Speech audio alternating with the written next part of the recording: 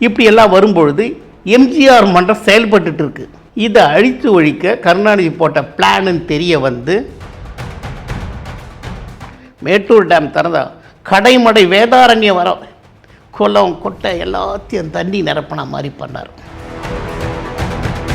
தீய கட்சின்னு சொன்னதே புரட்சி தலைவர், அதுக்கு அடுத்து வந்த புரட்சி தலைவர். அந்த வார்த்தையை நீ அவங்க நன்றியோடு நினைச்சிருந்தா அந்த இளைஞர்கள்லாம் அதிமுகவுக்கு தான் ஓட்டு போட்டிருக்கோம், எடப்பாடியாருக்கு தான் ஓட்டு போட்டிருக்கோம். அதிமுகவோட ஆதரவு உனக்கு வேணும்னா நீ யாரை சந்திச்சிருக்கணும்? இப்போ திமுகவும் தோத்துருக்கு, அதிமுகவும் தோத்துருக்கு. ஆனால் திமுகவில் இருக்கக்கூடிய எம்எல்ஏக்களோ குடும்ப ஆட்சி ஸ்டாலின், கருணாநிதி, ஸ்டாலின், உதயநிதி இப்படி வரும்போது. வைதவ பிள்ளைகளுக்கு வணக்கம். தமிழகத்தில் முக்கியமான அரசியல் கட்சியாக இருக்கக்கூடிய அதிமுகவில் இருக்கக்கூடிய தற்போது இருக்க பிளவு, அது குறித்த சர்ச்சைகள் வச்சு பேசுவதற்காக அதிமுக நிர்வாகி திரு கமலக்கண்ணன் நம்ம விட பேசலாம். வணக்கம் சார். வணக்கங்க சார். இந்தியாவிலேயே மூன்றாவது பெரிய கட்சியாக இருந்த அதிமுக இன்றைக்கி பல துண்டுகளாக உடைஞ்சு கிடக்கிறதா சொல்லப்பட்டது. ஏற்கனவே இருதரப்பு, சிவி சண்முகம் தரப்பு, எடப்பாடி தரப்புன்ற நிலையில் இப்போ வந்து எம்எல்ஏக்கள், அதிமுகவினுடைய இரட்டை சின்னத்திலிருந்து ஜெயித்த எம்எல்ஏக்கள் தங்களுடைய பதவியை ராஜினாமா பண்ணியிருக்காங்க. நீங்கள் ஒரு எம்ஜிஆர் காலத்து அதிமுக உறுப்பினராக இருக்கீங்க, நிர்வாகியாக இருக்கீங்க, எப்படி பார்க்குறீங்க? உங்கள் மனதளவில் எப்படி இருக்குது? நீங்கள் இந்த கேள்விக்கு புரட்சி தலைவர் காலம் தொட்டு பதில் சொல்லணும். நான் புரட்சி தலைவர் வந்து மக்களோட மக்களாக வந்தவர். கருணாநிதியே முதலமைச்சர் ஆக்கினது எம்ஜிஆர்ன்றது பலதரப்பட்ட மக்களுக்கு, எல்லாரும் தமிழ்நாட்டு மக்களுக்கு எல்லாருக்கும் தெரியும். அப்படி திமுக வளர்த்தெடுக்கிறதுக்கு தன்னுடைய திரைப்படம் மூலமாக அவர் அணிந்த உடை, பின்னாடி வந்து சூரியன், இப்படியெல்லாம் காமிச்சு மெதுவாக அந்த கட்சியை வந்து மக்கள்கிட்ட கொண்டு போனார். குறிப்பாக இங்கே மதுராந்தகம் பக்கம் காரில் அண்ணாதுரையும் மற்ற 4 மூத்த தலைவர்கள் பயணிக்கும் போது கொஞ்சம் காலையில் ஒரு விடியற் காலம் கார் நிறுத்திட்டு அவங்க உடல் உபாதைகளை கழுதி அப்படி ஓரம் போயிருக்காங்க. அதில் திமுக கொடி பறக்குது. அப்போ விவசாயம் செய்ய போகிற கூலி ஆட்கள், விவசாயிகள் இந்த கொடியை பார்த்துட்டு அந்த காரை பார்த்து காரை சுற்றி வராங்க. அப்போது காருக்குள்ளே அண்ணா, அந்த மற்ற தலைவர்கள் உட்காந்துருக்காங்க. அப்போது அண்ணாக்கிட்டேயே கேட்குறாங்க, இது எம்ஜிஆர் கட்சி தானே அப்படின்னு. அப்போ அங்கே இருக்கிறவங்க சொல்கிறாங்க, என்னங்க இது, நீங்கள் இருக்கிறீங்க, உங்கள்கிட்ட வந்து இது எம்ஜிஆர் கட்சி தானே கேட்குறாங்க. அதுக்கு நான் உங்களுக்கு பதில் சொல்கிறேன் அந்த விவசாயிக்கிட்ட, ஆமாங்க அவருடைய கட்சியை சார்ந்தவங்க தான் நாங்கள், என்ன நாங்கள் இங்கே டீ குடிக்கலாம்னு சொல்லிட்டு நிறுத்தினோம் ஆரம்பிக்கணும். அவங்க விவசாய வேலையை பார்க்க போயிட்டாங்க. அதுக்கப்புறம் அவங்க கேட்ட கேள்விக்கு அண்ணா பதில் சொல்கிறார், இந்த இயக்கத்தையே மக்கள்கிட்ட கொண்டு சேர்க்கறதே எம்ஜிஆர் தான். தன்னுடைய திரைப்படம் மூலமாகவும் பாடல் மூலமாகவும் இந்த கட்சிக்கே அவர் தான். இன்னும் கேட்டிங்கன்னா இந்த கட்சிக்கு, திமுக கட்சிக்கு 3 ஆர். ஒன்று எம்ஜி ராமச்சந்திரன், எஸ்எஸ் ராஜேந்திரன், இன்னொருத்தர் பேர் நல்ல பேருங்க, ஒரு ஞாபகம் வரல, திரைப்படத்துறையில் இருந்தார் அவர். இந்த 3 ஆர் தான் திமுக தொடங்கிறதுக்கு முதலீடே. இப்படி திமுகவை வளர்த்தெடுத்து அண்ணா மறைவுக்கு பின்னாடி நாவலர் நெடுஞ்செழியன் வர வேண்டியதை அது கருணாநிதி தன்னுடைய நட்பு அடிப்படையில் கேட்டுன்றதால அவர் வந்து எஸ்எஸ்ஆர்கிட்டையும் இவரும் சேர்ந்து அவர்கிட்ட அந்த ஆட்சியை உருவாக்கி கொடுத்தாங்க. உருவாக்கி கொடுத்த உடனே கருணாநிதிக்கு அவர் மேலே ஒரு காழ்ப்புணர்ச்சி வந்துடுச்சு. புரட்சி தலைவர் மேலே தான் பையனை மூகா முத்துவை நடிக்க வச்சு, அந்த மூகா முத்து என்ன பண்ணாருன்னு கேட்டிங்கன்னா அவர் பேரில் மன்றத்தை ஆரம்பித்து இப்படி எல்லாம் வரும்பொழுது எம்ஜிஆர் மன்றம் செயல்பட்டு இருக்கு. இதை அழித்து ஒழிக்க கருணாநிதி போட்ட பிளான்னு தெரிய வந்து இவர் வந்து சாதாரணமாக இருந்த கட்சிக்காரங்க இன்றைக்கி 3 மாடி கட்டினது எப்படி, இவங்களுடைய கணக்கு வழக்கு தான் என்னன்னு கேட்ட உடனே என்னோட அடிமடியிலேயே கையை வைக்கிறாரு இந்த அப்படின்னு சொல்லிட்டு கட்சியை விட்டு விளக்குறாங்க. அதுக்கப்புறம் தன் ரத்தத்தை வியர்வையாக்கி ஆரம்பித்த இயக்கம் தான் அதிமுக. இந்த அதிமுக வந்து சாதாரணமாக பயணித்து வந்தில்லை. அதாவது சொல்லப்போனால் ஒரு சுனாமியில் எதிர்த்து நீந்தி வந்து கரை சேர்ந்த மாதிரி இந்த இயக்கம். கண்டிப்பாக அப்படிப்பட்ட இயக்கத்தை அவர் தொடர்ந்து 10 ஆண்டுகளாக ஆட்சி செஞ்சு 3 முறை படுத்துக்கிட்டே ஜெயிப்பாங்கன்னு சொல்லுவாங்க சில பேர். ஆனால் படுத்துக்கிட்டே ஜெயித்தார் புரட்சி தலைவர், அதுவும் அமெரிக்கா இல்லை. அதுக்கப்புறம் அவர் மறைவுக்கு பண்ண சில சச்சரவால் ஜானகி அணி ஜே அணின்னு பிரிஞ்சது. ஜெயலலிதாவுக்கு பெரும்பான்மை எம்எல்ஏக்கள் கிடைச்சாங்க. ஜானகி அம்மா பெருந்தன்மையோட தன் புருஷன் ஆரம்பித்த இயக்கமாச்சே இது அழிஞ்சிருக்கிறோம் சொல்லிட்டு புரட்சி தலைவி அம்மா கிட்ட இந்த கட்சியை ஒப்படைச்சாங்க. இந்த இயக்கத்தை வந்து கடந்த 32 ஆண்டுகளாக அந்த அம்மா கட்டி காப்பாற்றினாங்க. சட்டமன்றத்தில் அவங்களுக்கு எவ்வளவோ இடையூறு வந்தது.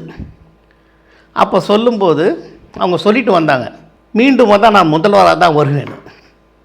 அப்படிப்பட்ட அம்மாவே கூட 4 எம்எல்ஏ ஜெயித்தாங்க.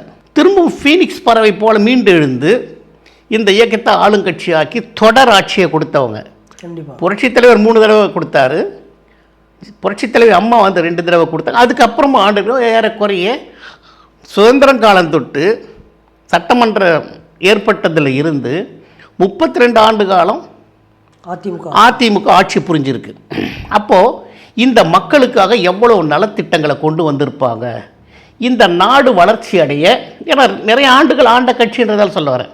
இன்றைக்கு தமிழக மக்கள் இந்த அளவுக்கு இருக்கிறாங்கன்னா, தமிழ்நாடு இப்படி இருக்கிறதுக்குன்னா இந்த 2 முதலமைச்சரோட புரட்சித் தலைவர் அம்மா, புரட்சித் தலைவர் இவங்க ஆண்ட காலங்கள் தான் வளர்ச்சி அடைந்த திட்டங்கள்லாம் கொண்டு வந்தாங்க. அதுக்கு கருணாநிதி காலம் தொட்டே ஸ்டாலின் காலம் வரை ஸ்டிக்கர் தான் ஒட்டினாங்க. அதே மாதிரி நம்ம எடப்பாடி கிட்ட 4 ஆண்டு காலம் இந்த கட்சி வந்த உடனே எந்த முதலமைச்சராலும் செய்ய முடியாத திட்டம் அத்திக்கடவு அவிநாசி திட்டம். அதாவது நான் சொல்கிறது காமராஜர், பக்தவச்சலம், ஓமந்தூர் ராமசாமி, ராஜாஜி, கருணாநிதி, அண்ணாதுரை, கருணாநிதி, எம்ஜிஆர், அதுக்கப்புறம் புரட்சித் தலைவர் அம்மா, அப்புறம் எடப்பாடியார் அந்த திட்டத்தை செயல்படுத்தி காட்டினார். மேட்டூர் டேம் திறந்தா கடைமடை வேதாரண்யம் வர குளம் கொட்டை எல்லாத்தையும் தண்ணி நிரப்பின மாதிரி பண்ணார். அந்த இருக்கிற வண்டல் மண்ணெல்லாம் அள்ளி அந்த விவசாயிகளை இலவசமாக எடுத்துக்கலாம்னு சொன்னார். அந்த திட்டத்தை செயல்படுத்தி காட்டினார். அவர் பீரியடில் கஜா புயல், ஒக்கி புயல், 2 புயல். அப்போ வந்து பெரிய பாதிப்பு. இல்லை இவ்வளவு பட்டியல் இருங்க இதை நான் முடிச்சிடுறேன். ஏன் அப்படின்றதுக்கு சொல்ல வரேன். இப்படி அந்த புயலை பண்ணி கொரோனா பீரியடில் வந்து எந்தவித வருமானமும் கிடையாது. பத்திரப்பதிவியோ பெட்ரோல் பங்கோ எந்த இதுவும் இயங்கலை. அந்த டைம்லேயும் அரசு ஊழியர்களுக்கு சம்பள நிறுத்தம் இல்லாமல் கொடுத்தார். பள்ளிக்கூட பிள்ளைகளுக்கு இடைநிற்றல் கூடாது. இன்றைக்கி அந்த இளைஞர்களெல்லாம் இன்றைக்கி வேலைக்கு போயிட்டுருக்காங்க. அவங்க நன்றியோடு நினச்சிருந்தா அந்த இளைஞர்கள்லாம் அதிமுகவுக்கு தான் ஓட்டு போட்டிருக்கோம், எடப்பாடியாருக்கு தான் ஓட்டு போட்டிருக்கணுன்ற கருத்தை சொல்ல வரேன். இதை நிறைவேற்றி காட்டுறாங்க. அதே மாதிரி கொரோனா பீரியடில் எவ்வளோ, அதாவது அனுபவிச்சவங்களுக்கு தான் தெரியும். நான் அனுபவிச்சிருக்கேன். எங்கள் ஊரையே சுத்தமாக சுற்றி கழுவுனாங்க, ப்ளீச்சிங் பவுடர் போட்டு கேட்டெல்லாம். அப்படி பாதிக்கப்பட்டவங்கள இந்த கொரோனா நோயால் எந்த மருந்து கொடுக்குறது ஏது அப்படின்னு தெரியாத காலத்துலேயும் சுகாதார அடிப்படையிலேயே இதை வென்று காட்டினார். அப்போ மோடி கிட்ட கேட்குறாங்க, இந்திய பிரதமர் மோடி கிட்ட, எப்படிங்க என்ன பண்ணலான்னு. தமிழ்நாடை பாருங்கள், அங்கே தான் இறப்பு சதவீதம் குறைவு. அதுக்கப்புறம் மருந்து கண்டுபிடிச்சாங்க, ஊசி போட்டாங்க, அதெல்லாம் அப்புறங்க. இப்படி மக்களோட சாதனைகளை செஞ்சார். இப்போது நீங்கள் கேட்ட கேள்வி, இப்படியெல்லாம் வந்து தன்னை முன்னிலைப்படுத்தி உடல், பொருள், ஆவி எல்லாத்தையும் செலவு செஞ்சு இந்த 10 வருட காலமாக அனைத்திந்திய அண்ணா திமுகவை இவர் சிறப்புற செயல்படுத்திகிட்டு இருக்கார். நான் என்ன கேட்குறேன்னா, இவர் நின்ன மாவட்டத்தில் 10 தொகுதி, அங்கே 8 தொகுதியை வென்று காட்டுறார். இப்படி இதர உறுப்பினர்கள் இருக்காங்க. இப்போது நாங்கள்லாம் லீடர்னு சொல்லிட்டு இருக்காங்க பாருங்கள். Velumani, C V Shanmugam, Thangamani, C Vijayabaskar, MR Vijayabaskar, Kamaraj, இப்படி இத்தியாதிகள். இவங்கெல்லாம் இருந்த மாவட்டத்தில் ஒவ்வொரு தொகுதி நீங்கள் ஜெயிச்சு கொடுத்துருந்தாவே அங்கீகரிக்கப்பட்ட எதிர்கட்சியாக உட்காந்துருக்கலாம். நிச்சயமாக நீங்கள் உங்கள் ஒரு தொகுதியை உங்களுக்கு நிற்கிறதுக்கே எடப்பாடியார் 2-3 தடவை வந்து பிரச்சாரம் பண்ணி உங்களையே வெற்றி வாகை சூடி கொடுத்தவர் தான் எடப்பாடி பழனிசாமி. ஏன்னா உங்கள் பக்கத்து தொகுதியை நீங்கள் ஜெயிக்க முடியல. இவங்களுக்கு திரும்பவும் நம்மள மாதிரியே இருந்த ஒரு எடப்பாடி திரும்பவும் முதலமைச்சர் ஆகிடக்கூடாத காழ்ப்புணர்ச்சியில் நாம் மட்டும் ஜெயிச்சா போதும் சொல்லிட்டு ஜெயிச்சுட்டு இன்னைக்கு வந்து முதலமைச்சர் விஜய், ஜோசப் விஜய் கிடையாது, ஜோசப் விஜய். சினிமாவில் தான் விஜய், ஆட்சி ஏற்றுக்கும்போது ஜோசப் விஜய். அவர் என்ன பண்ணார், திருமாவளவன் கிட்ட போகிறார். அவர் வீட்டுக்கு போயிட்டு, அவர் அலுவலகத்துக்கு போயிட்டு சால்வ அடிவிச்சு கூட்டணிக்கு கூப்பிட்றார். அப்புறம் இடது கம்யூனிஸ்ட் அங்கே போகிறார். அவங்கக்கிட்ட அவங்களுடைய ஆதரவை கேட்குறாங்க. அதுக்கப்புறம் நம்ம இந்திய யூனியன் முஸ்லீம் லீக் அந்த தலைவர்கிட்ட போகிறாங்க, அவங்க ஆதரவை கேட்குறாங்க. இப்படி எல்லாருடைய ஆதரவை கேட்டு 106 தொகுதி தான், ஆனால் 118 தொகுதி வேணும் நீ உன்னுடைய பெரும்பான்மையை காட்டுறதுக்கு. ஆனால் முட்டு கொடுக்கறதுக்கு இவங்களெல்லாம் சந்தித்து ஆதரவு கேட்ட நீ, அதிமுகவோட ஆதரவு உனக்கு வேணும்னா நீ யாரை சந்திச்சிருக்கணும்? பொதுச் செயலாளர் சந்திச்சிருக்கணும். நீ இதை சந்திக்க மறுத்துட்ட.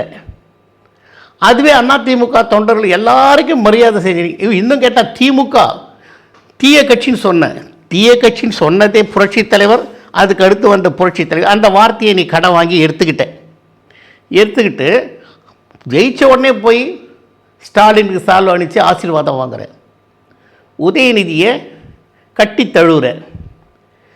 இதை வந்து இப்படி இருக்கும் பொழுது முதலமைச்சர் பதவி ஏற்றுக்கிற ஜோசப் விஜய் ஆகிய நான், அதுக்கப்புறம் சபாநாயகரை தேர்ந்தெடுத்தவொடனே சபாநாயகர் என்ன பண்ணுறாரு, அந்த ஆசனத்தில் அமர்ந்துக்கிட்டு பைபிளோட வசனங்களை பேசுகிறார். இது அனைத்து இந்திய அண்ணா திமுக வந்து ஜாதி மதம் இனம் பாகுபாடற்ற கட்சி இருந்தாலும் சொல்ல வரேன். அதுக்கப்புறம் செங்கோட்டையனை நிதித்துறை அமைச்சராக போட்டு அவரை எடுத்துகிட்டு அந்த இடத்துக்கு மரியம் வில்சனை கொண்டு வர. இல்லை, இப்போ இங்கே பிரச்சனைகள் அதுன்றது கிடையாது, அவர் யார் நிதித்துறை கிடையாது. இங்கே அதிமுகவில் இந்த பிளவு வந்துட்டு தொண்டர்கள் மத்தியில் எந்த அளவுக்கு ஒரு பிரச்சனை ஏற்படுத்தியிருக்கு. இப்போ திமுகவும் தோற்றுருக்கு, அதிமுகவும் தோற்றுருக்கு. ஆனால் திமுகவில் இருக்கக்கூடிய எம்எல்ஏக்களோ தொண்டர்களோ கட்சி நிர்வாகிகளோ தாவேகாவை நோக்கி படையெடுக்கலை. ஆனால் அதிமுகவோட பெரும்பகுதியினர் இப்போ இன்னைக்கு தாவேகாவில் இணைஞ்சிருக்காங்க. சின்ன பொறுப்பில் இருக்கவங்கள பெரிய பொறுப்பில் இருக்கவருக்கு எல்லாருமே வந்து தாவேகாவை நோக்கி போய்க்கிருக்காங்க. இந்த மாற்றம் எதனால் வந்திருக்கு? இது வந்து கேட்ட கேள்வி கரெக்டு தான். அனைத்து இந்திய அண்ணா திமுகவுக்கு வந்து மாபெரும் தலைவர்கள் இருந்த இயக்கம், புரட்சி தலைவர் எம்ஜிஆர், புரட்சி தலைவர் அம்மா, இவங்களை எதிர்த்து யாருமே அப்படி மூச்சு கூட விட மாட்டாங்க. ஆனால் தன்னோட சகாக்களாக இருந்த ஒரு எடப்பாடி பழனிசாமி மேலே வந்தது பொறுக்காமல் இங்கே வந்து திமுக அப்படி இல்லை, குடும்ப ஆட்சி முறை, குடும்ப ஆட்சி. ஸ்டாலின், கருணாநிதி, ஸ்டாலின், உதயநிதி இப்படி வரும்போது இதுக்கு ஒரு ஸ்டாண்டர்ட் இருக்கிற மாதிரி இவங்க எல்லாம் திமுககாரங்க நினச்சிட்டு இங்கே நம்ம இருக்கலாம், அடைக்கலமாக இருக்காங்க. இது வந்து இவருக்கே நாம் மரியாதை ஏற்படுத்தி கொடுக்கணும், தனக்கு ஒரு அதிகார பகிர்வு வேணும். அதுக்காக நம்ம பொதுக்குழுவை கூட்டுறதுக்கு வருஷத்துக்கு ஒரு தடவை கூட்டுறதுக்கு தெரியும். காலதாமதம்னா தேர்தல் ஆணையத்தில் பர்மிஷன் கேட்டுக்கலாம் 2-3 மாதம். அப்படி இருக்கிற நீ இப்போ பொதுக்குழு கூட்டு சொல்கிறீங்க எதுக்கு? பொதுச் செயலாளரை நீங்கள் சொல்கிற CV சண்முகமோ, வேலுமணியோ, தங்கமணியோ, காமராஜோ, 2 விஜயபாஸ்கரோ போய் பொதுச் செயலாளரை கன்சல்ட் பண்ணிங்களா? தாவேகாக்கு நாம் ஆதரவு கொடுக்கலான்னு 25 பேர் தனக்கு மந்திரியாக இருக்கணும். ஏன்னு கேட்டால் இதுக்கு உதாரணம் CV சண்முகம் மேல் சபை உறுப்பினராக இருக்கும். அது 36 MLA கூட பரிந்துரை, அதை ரிசைன் பண்ணுறேன் ஒரு வருஷம் 1.5 வருஷத்தில். அது இருந்த அதிமுக டெல்லியில் ஒரு அங்கீகாரம் இருந்திருக்கும், அதை குலைச்சவன் நீ.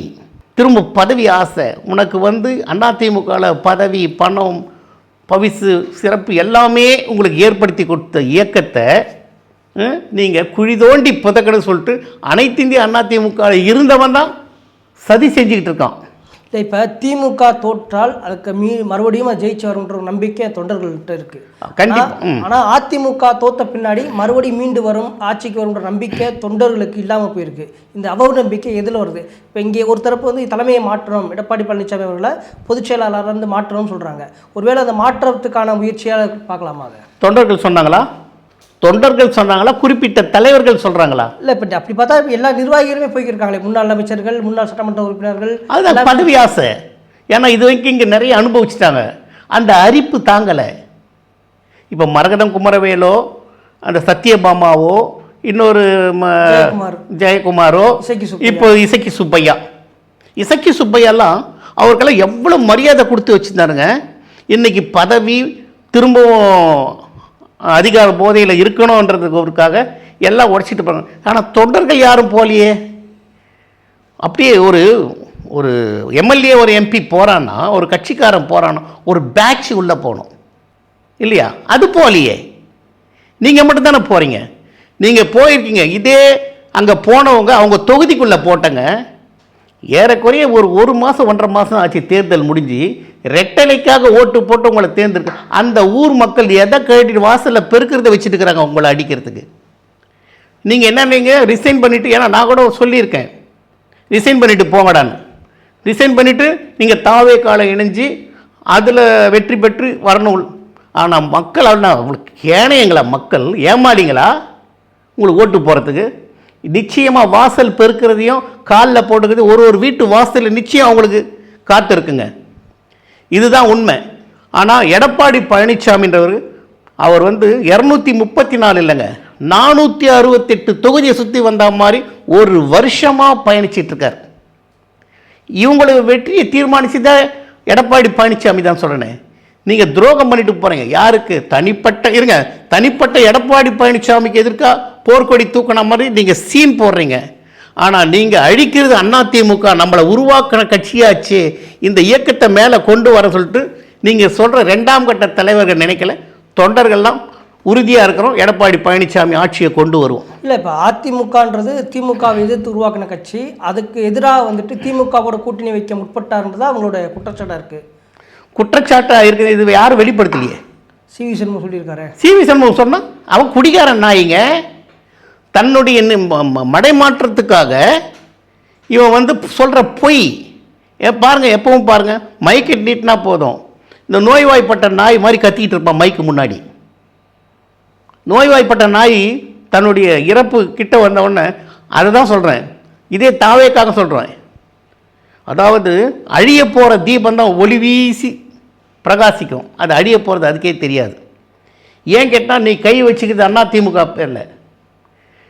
நீ எல்லா தலைவர்களும் போய் சந்தித்த மாதிரி பொதுச் செயலாளரை சந்திச்சிருக்கணும், அவர்கிட்ட ஆதரவு கேட்டிருக்கணும். 25 பேர் சேர்ந்தவொன்னே அதை நீ ஏற்றுக்கக்கூடாது. இன்றைக்கி என்ன, சட்டமன்றத்தில், அதாவது நம்ம தலைமை செயலகத்தில் கட்சி தாவல் சட்டத்தை போய் நடவடிக்கை எடுக்கணும் இவங்க முதல்ல கொடுத்துட்டாங்க. இன்றைக்கி நீ எம்எல்ஏ பதவியை ரிசைன் பண்ணுற, அதை சபாநாயகர் ஏற்றுக்கலாமா? இப்படி வந்துடக்கூடாதுன்னு சொல்லிட்டு நீ மடைமாற்றம் செஞ்சு அவர்கிட்ட ரிசைன் பண்ணி லெட்டர் கொடுக்குற. அதை அங்கேயே சபாநாயகர் வாங்கிக்கிற. பக்கத்துலேயே நம்ம புசி ஆனந்தா, புசி ஆனந்த் ஆதவர்ஜுனா சால்வை போட்டு லேமினேஷன் பண்ண உறுப்பினர் கார்டு தர. அப்போ திட்டமிட்ட செயல் தானே இது? குதிரை பேரை தானே பண்ணிட்டு இருக்க. இது குதிரை வேக பேரமாக இருக்குது. இல்லை, இப்போ இன்னொரு குற்றச்சாட்டு வைக்கிறாங்க. இதே அதிமுக முன்னாள் முதல்வர் ஜெயலலிதா அவருடைய ஆட்சியில் தேமுதிகவை இப்படித்தான் உடைச்சிச்சு, தேமுதிகவுடைய எம்எல்ஏக்களை பறித்து விஜயகாந்த் அவர்களை எதிர்க்கட்சி தலைவர் பதவியிலேருந்து நீக்கினாங்க அப்படின்ற ஒரு குற்றச்சாட்டு வைக்கிறாங்கல்ல. இப்போ இது மாதிரி பண்ணியிருக்க போல நீங்கள் ஒரு அரசியலில் சாதாரணம் தான் சொல்ல போகிறாங்க. அந்த அம்மா கட்சி தாவல் சட்டம் அவங்க மேலே பாயலை. ஏன்னா சின்ன பார்ட் ஆஃப் எம்எல்ஏ தான் வந்தாங்க. ஆமாம், அவங்க அந்த 10 எம்எல்ஏ கிட்ட வந்தாங்க. 10 எம்எல்ஏ கிட்ட வந்தாங்க. அவங்க தேமுதிக அப்படியே பிரிக்காமல் அதிமுக ஆதரவு என்ற நிலைப்பாட்டில் தான் இருந்தாங்களே தவிர அதிமுகலேருந்து இணைச்சிக்கல. இல்லை, அதுக்கப்புறம் அதுக்கு அப்புறம் வந்தாங்க. ஆனால் சட்டமன்றம் நடைபெற வரைக்கும் அவங்க இணைச்சிக்கல. இது அப்படி இல்லை. அவங்களுக்கு கட்சி தாவல் தடை சட்டம் பாயணுன்றதுக்காக அவங்க கட்சி எம்எல்ஏ பதவியை ரிசைன் பண்ணிவிட்டு உன் கட்சியில் நின்று ஜெயிக்கணும் அப்படின்ற மாதிரி வர்றாங்கன்னா, நீ பண்ணுற அரசியல் என்ன? அழிய போகிற அரசியல். நிச்சயமாக அதிமுக தொண்டர்கள்லாம் சாதாரணமாக நினைக்காதீங்க. இல்லை, ஆதவர்ஜுனா சொன்னால் கிட்டத்தட்ட அங்கே தலைமையின் மேல் நம்பிக்கை இல்லை, அதனால தாவேக்காவை இன்னொரு அதிமுக தொண்டர்கள் பார்க்குறாங்க, முன்னாள் அமைச்சர்கள் தொண்டர்கள் எல்லாமே இங்கே வர காத்திருக்காங்க அப்படின்றாரு. லாட்ரி பணத்துக்கு வச்சு விலைக்கு வாங்குறீங்களா?